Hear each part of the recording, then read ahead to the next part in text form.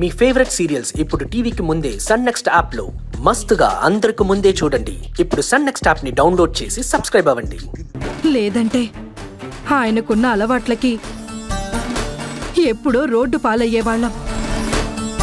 వాడి తాగుడు మానిపిద్దామని నేను కూడా చాలాసార్లు ప్రయత్నం చేశాను దుర్గా. లాభం లేకపోయింది. నా తలరా తల ఉంటే మీరేం చేస్తారు అత్తయ్య? అంతరా కర్మ. సర్లే, ఈ గోల మనకెప్పుడు ఉండేదే. మీరు వర్ష వస్తున్న సంతోషంలో ఉండండి, నేనెళ్ళి ఏర్పాట్లు చూస్తాను.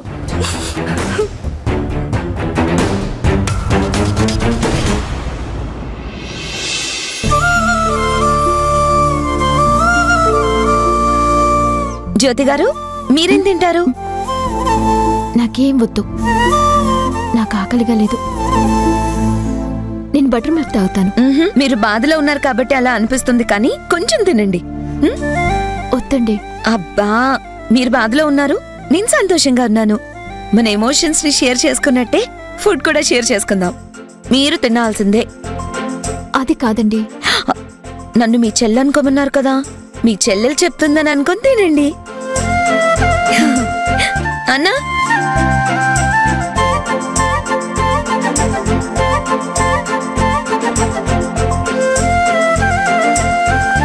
Okay madam.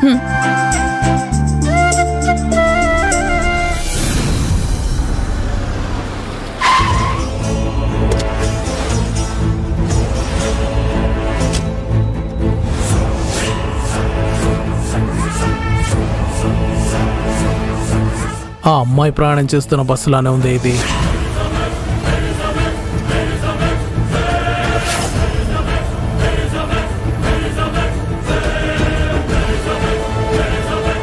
ఇదే బస్సు.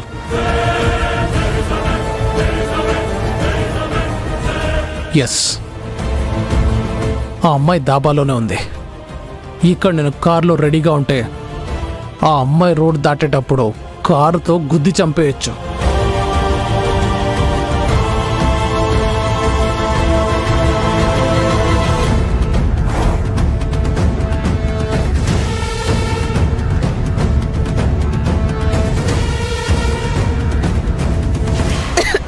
అయ్యో, ఇదిగో, ఇదిగోండి.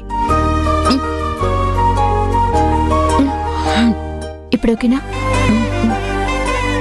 మిమ్మల్ని ఎవరో బాగా తలుచుకుంటున్నట్టున్నారు. బహుశా మీ అమ్మమ్మ గారేమో. ఈ దగ్గుకి కారణం మా అమ్మమ్మ అయ్యుండదు.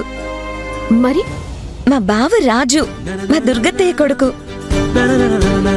మేమిద్దరం చిన్నప్పుడు కలిసి ఆడుకునేవాళ్ళం. నేను వస్తున్నానని మా అమ్మమ్మ చెప్పుంటుంది, తనే తలుచుకొని ఉండుంటాడు. మీది చాలా పెద్ద ఫ్యామిలీ లాగా ఉంది. అవును, చాలా పెద్ద ఫ్యామిలీ. పెద్దమ్మ, అమ్మమ్మ, మావయ్య, మా అమ్మమ్మ పిల్లలు.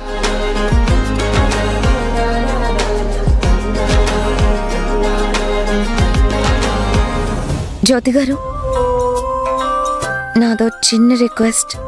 చెప్పండి. మన పరిచయం దైవ నిర్ణయంలా అనిపిస్తుంది.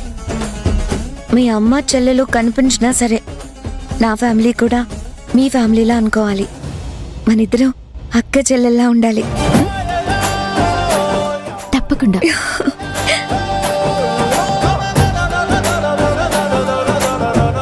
బిల్. అయ్యో, హడావిడిలో నా పర్స్ బస్సులోనే వదిలేశాను. అయ్యో పర్లేదు, నేను పే చేస్తాను.